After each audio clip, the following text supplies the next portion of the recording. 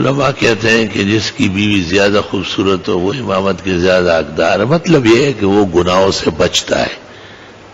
تو یہ تو اس صورت میں جب ایک استاذ کے شاگرد ہو اور سب نمبروں میں ایک جیسے ہو، سال بھر عبارت ایک جیسے پڑھی ہے، تو علم میں پھر قرات میں پھر اور چیزوں میں برابر ہو. یہ ایک مضمون ہے قابل اصلاح اور قابل عمل.